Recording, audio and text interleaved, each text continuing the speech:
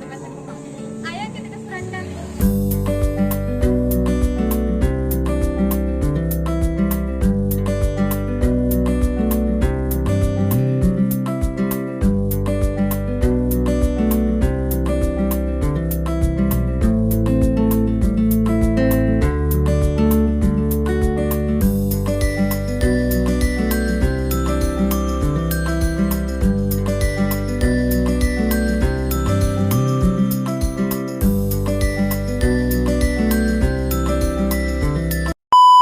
Semuanya, sekarang kami sudah bersama dengan pemilik toko Watu Kosek, yaitu Ibu Munafasia Kolo.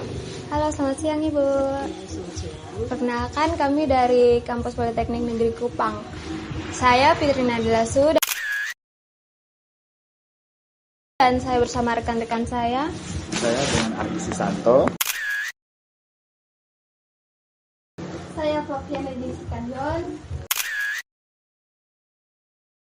Saya Nurtui Marani Kelangan. Dan saya Nurtui.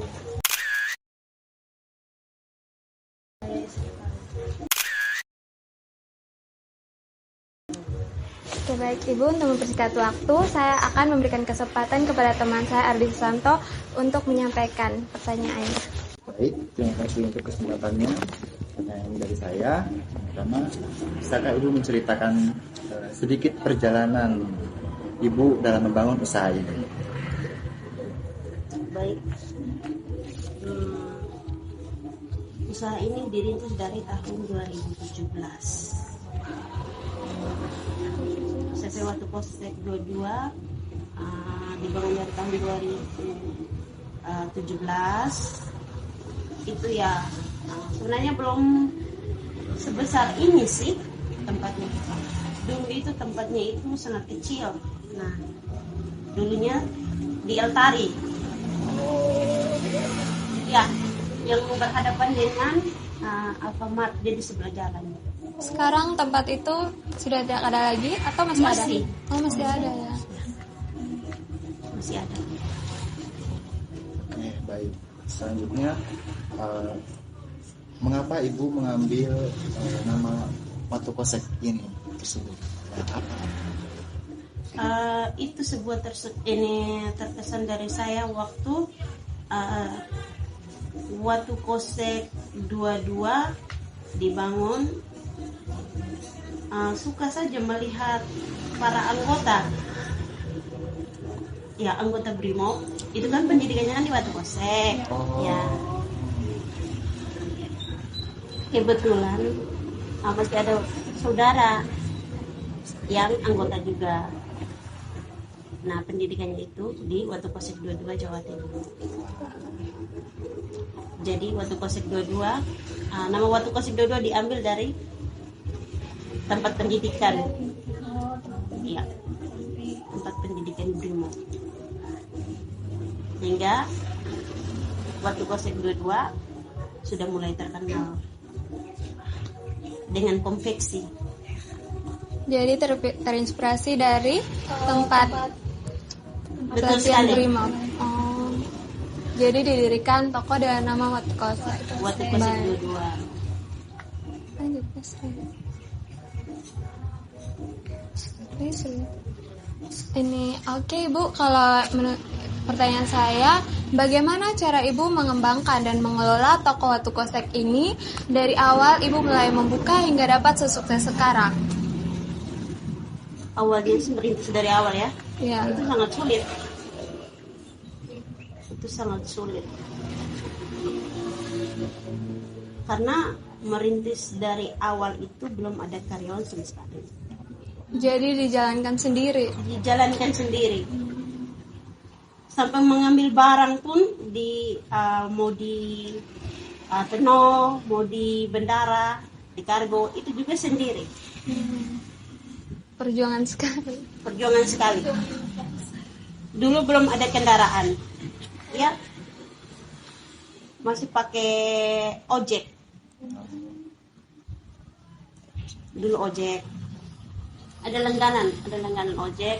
Dulu saya masih tinggal di Eltari. Itu juga saya masih kos. uh, kadang kalau ada uang untuk saya naik bemo, berarti saya naik kalau ada uang di tangan. Kalau sudah ada berarti jalan kaki. Dulu kosnya di belakang pos Kupang. Jadi dikelola sendiri hingga akhirnya bisa punya karyawan yang begitu banyak. Ya, luar biasa sekali.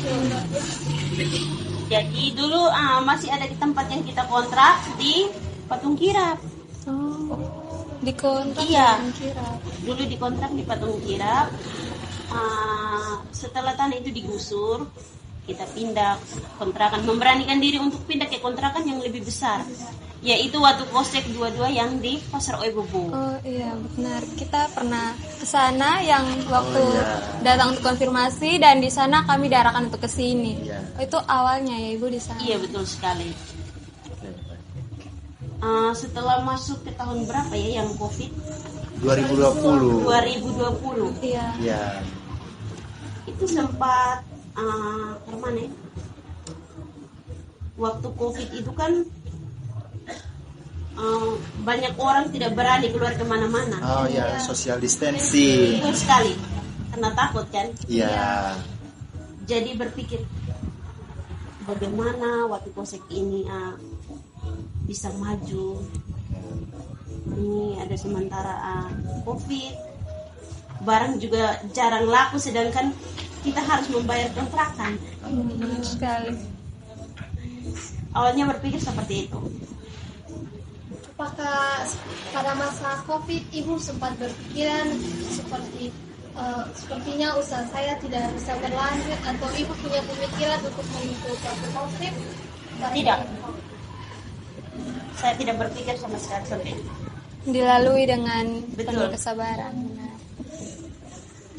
Yang namanya usaha di mana-mana pasti kita butuh perjuangan. Ingin maju, jangan berpikir ke belakang. Jangan berpikir bahwa saya sudah putus asa sampai di sini, apakah usaha ini saya harus tutup. Jangan, karena dari nol kita sudah merintis, itu sangat susah payah kita merintis sebuah usaha.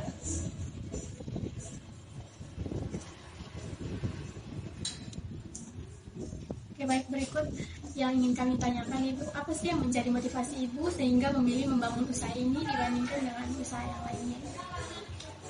Kalau dulu di Kota Kupang, kalau saya di Kota Kupang kan dari tahun 2012,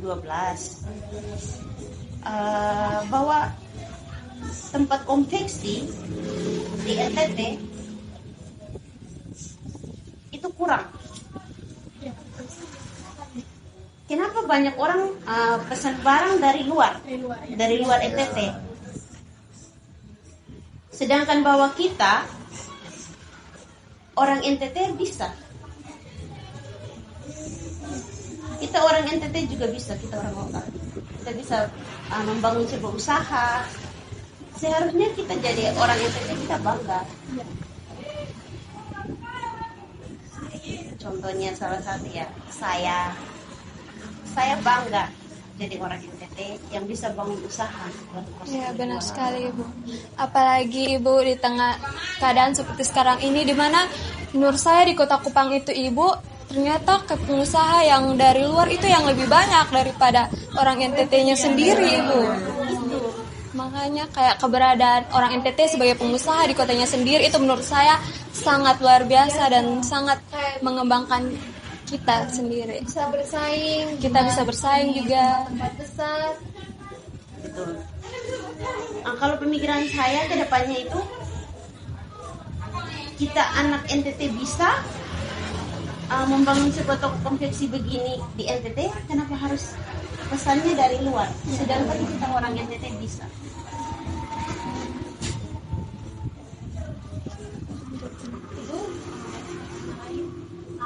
Ini kan Ibu memilih usaha ini khususnya untuk pakaian dinas, apa Ibu tidak memilih seperti ke usaha jenisnya ke tempat-tempat yang beda seperti kain atau kain-kain selain pakaian dinas ini, seperti pakaian lain. Untuk pakaian lain. Iya, Bu. Kalau watu kosek semua bisa.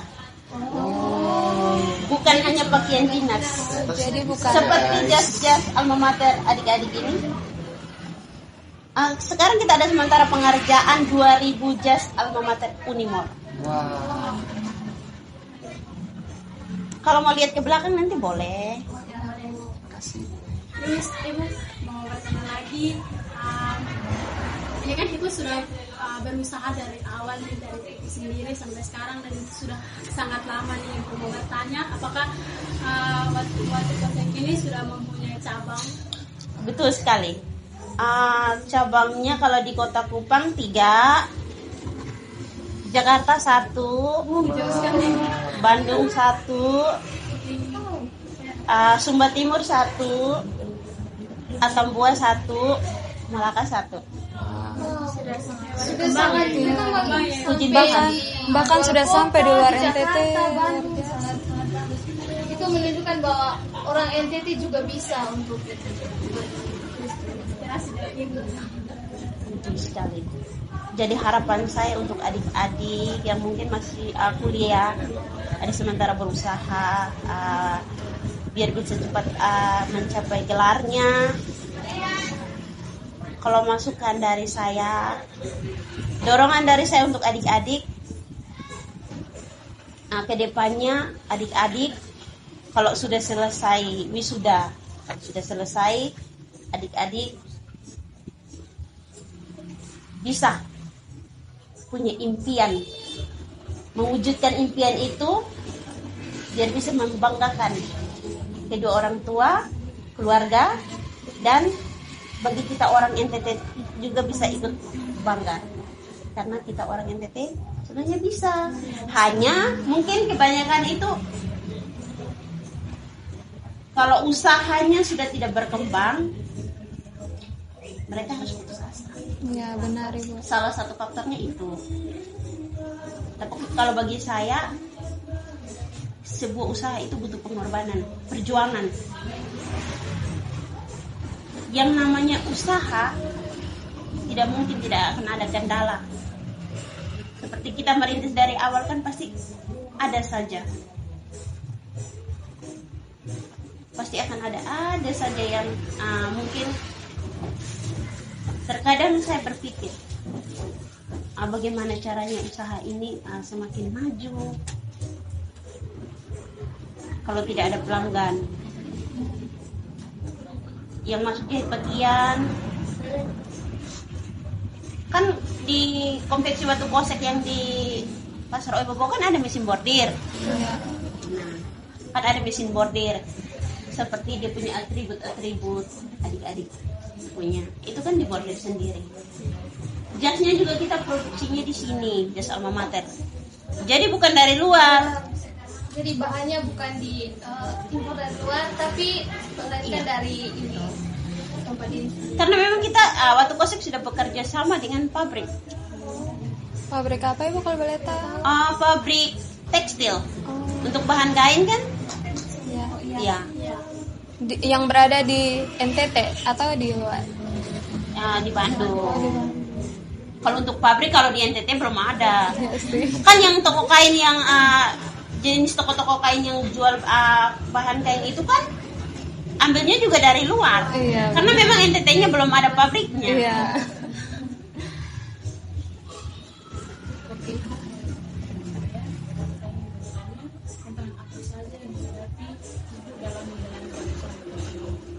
Banyak. Misalnya. Itu sangat banyak. Mungkin Ibu bisa menyebutkan kayak menjelaskan satu biar kami juga bisa belajar dan selain tadi COVID-19 dan COVID-19 mungkin ada lagi COVID dan Ibu masih berusaha untuk melanjutkan organisasi. Kalau secara pribadi, waktu itu untuk yang mengembangkan usaha ini kan, saya dapat dorongan dari keluarga, kedua orang tua, saudara kandung, kerabat. Berarti kalau kita ingin membangun usaha, peran keluarga sangat-sangat penting ya Ibu. Sangat penting. Apalagi doa dari teman. Benar sekali. Apakah Ibu pernah punya tantangan, misalnya kayak Ibu sudah selesai nih mengerjakan pesanan pakaian, terus ternyata pelanggannya merasa Kurang tidak puas. sesuai dengan yang dikerjakan. Apakah pernah seperti itu Ibu? Banyak. Iya pastinya ya Ibu. Atau mungkin kayak mereka sudah memesan tapi mereka tiba-tiba membatalkan, Iya, apalagi itu kita Sementara ibu sudah dikerjakan. menjajah sebaik itu, semua bahan sudah dikeluarkan, tiba-tiba mereka membatalkan. Ada. Kalau pelanggan-pelanggan yang seperti itu pasti ada. Dan mungkin apa kebijakan yang Ibu lakukan? Kalau secara pribadi, saya harus berpikir bahwa memang seragam yang tidak mereka sudah pesan tapi tidak diambil, saya jual kembali.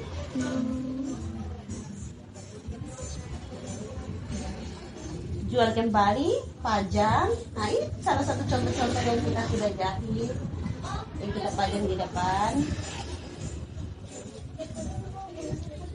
Dan kalau boleh tahu, tadi kan Ibu sudah menjelaskan bahwa Watu Kosek itu bisa menyediakan jasa menjahit untuk semua model pakaian. Mungkin Ibu bisa memberitahu tentang tarifnya Ibu, kisaran berapa Untuk satu model pakaian. Itu tergantung jenis bahan kain. Jadi tidak Tergantung semua jenis. harga barang sama. Kalau beda jenis bahan kain berarti harganya beda lagi. Jadi teman-teman, sesuai tarifnya itu semua itu tergantung dari bahan kainnya. Kalau kainnya bagus mungkin harganya Harganya di atas. begitu ya teman-teman. Kalau bahan kainnya standar berarti harganya juga standar. Kalau untuk tarif yang tertinggi di sini biasanya berapa Ibu, kalau boleh tahu, kayak untuk menjahit bahan apa begitu, kayak membuat baju apa? Oh, kalau di sini harga tertinggi itu Gucci. Itu kualitas terbaik bahan kain Gucci. brandnya saja juga terkenal. Iya Ibu, kan begitu. Itu bahan kain Gucci. Nah, sampai katalognya saja kita semua ada. Mau jenis bahan kain apa saja ada. Karena ketika pelanggan masuk, Ibu permisi, saya mau jahit seragam, pasti kan mereka minta, Ibu apakah ada contoh bahan kain? Langsung kita ambil katalog, silakan Bapak Ibu, silakan dilihat dulu, barulah kita jelaskan bahwa bahan kain Gucci harganya sekian, bahan kain Superpila harganya sekian, Grenada harganya sekian, seperti itu. Ibu, apakah di sini ada yang pernah menjahit kayak pengantin, gaunnya pengantin? Gaun pengantin Dan pengantin. ada, tapi adiknya sudah kuliah di Bandung. Itu saudara nomor 3 dari saya, 4 bersaudara. Jadi di dalam usaha ini Ibu kayak merekrut semua keluarga Ibu dalam Ini sebagian.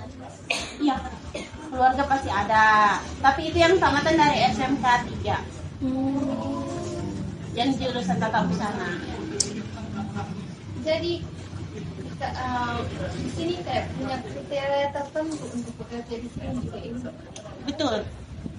Itu yang harus memiliki ijazah, sertifikat kelulusan dari SMK 3 itu harus. Apakah harus dari SMK 3 atau bisa dari SMK lain tapi tamatan dari menjahit, yang mempunyai keahlian dalam menjahit? Bisa Bisa. kalau dia punya keahlian. Ya. Karena saya menerima karyawan di CV Watu Kosek 22 interview dulu. Saya akan waktu mereka menjahit, kalau saya sudah terima, silakan. Nanti saya penyampaian ke mentor. Ada mentornya di sini. Mentor yang bagian perhatikan mereka punya cara jahit. Yang bagian mengawasi. Betul.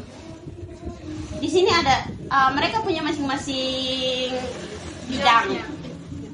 Ada yang menjahit, ada yang mentor, ada yang tukang potong, pasang kancing. Oh, jadi itu ya Iya. beda-beda. Admin ada 5, ada manajer, itu masing-masing bidang. Jadi Watu Kosek didirikan dari tahun 2017 itu memang ya sangat butuh perjuangan, apalagi bagi kita seorang perempuan. Ya, Apalagi dijalankan sendiri. betul. Banyak sekali kisah yang harus kita lewati, yaitu dapat dorongan dari keluarga.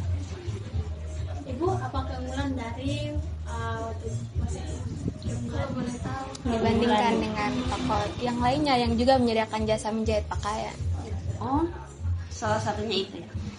Kalau Watu Kosek, dia akan bertanggung jawab sampai selesai. Nah, ketika kita seperti kita salah jahit, waktu pelanggan bawa pulang, ibu mohon maaf ini ada kesalahan sedikit, ada kerut atau salah pasang kancing, mari bapak kami perbaiki, tapi tidak dipungut biaya lagi. Seperti itu. Karena bertanggung jawab betul-betul ya, Ibu. Betul sekali, sampai selesai, sampai betul-betul pelanggan itu merasa puas ya, dengan hasil kerjanya kita. Itu salah satunya. karena ada tempat lain juga ibu ke tempat menjahit lainnya kalau misalnya tidak sesuai dengan kita kemauan kita terus dikembalikan itu kan harus ada biaya tambahannya. Iya, Tapi di betul. sini tidak. Di sini tidak. Itu kelebihannya dari yang Iya. Dan juga Watu Kosek sudah berdiri hampir 4 tahun ya Ibu, pasti dia karyawannya sudah banyak ya Iya. Ibu. Karyawannya kalau hanya di NTT itu hampir 60-an. Itu tidak dihitung ya dengan yang di luar. Iya. Kalau di luar, apakah Ibu merekrut kayak di Jakarta? Berarti Ibu merekrut orang karyawan dari dan Jakarta. apakah kriterianya sama kayak yang Ibu jelaskan tadi kayak di Jakarta? Sama. Sama.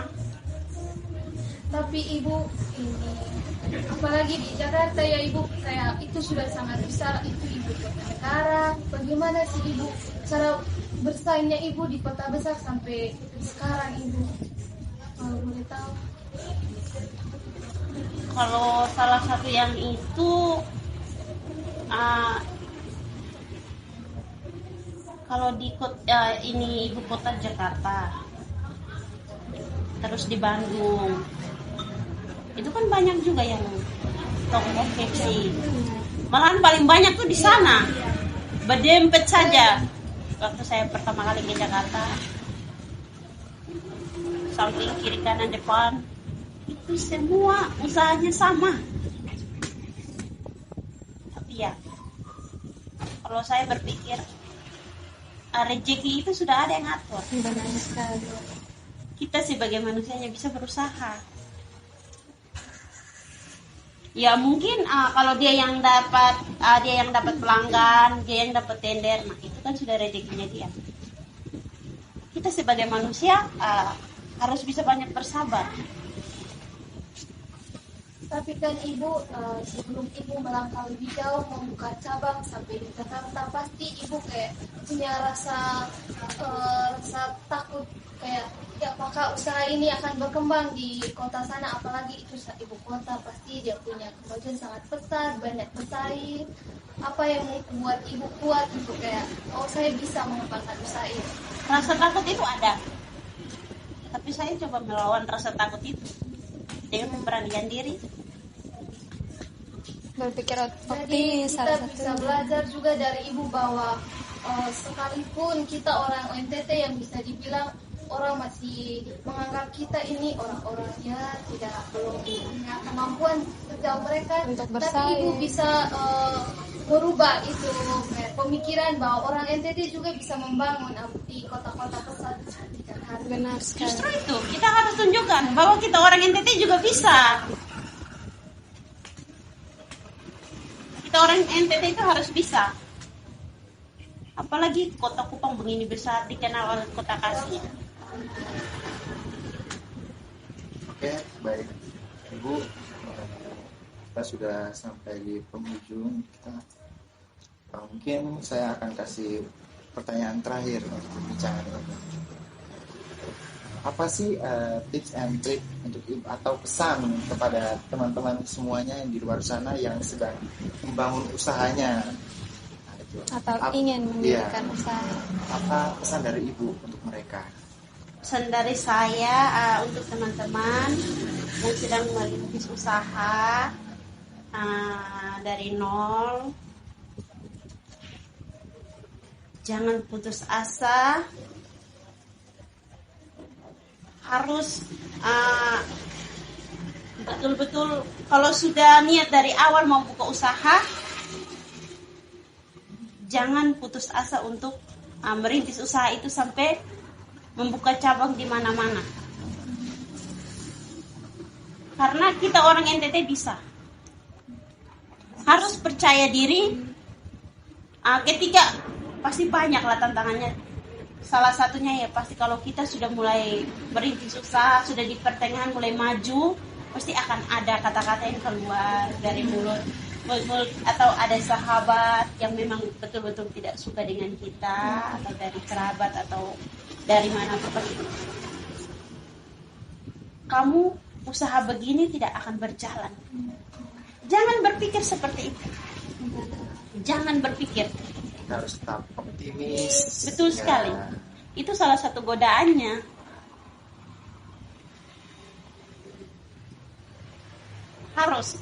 Kita harus tetap berjuang.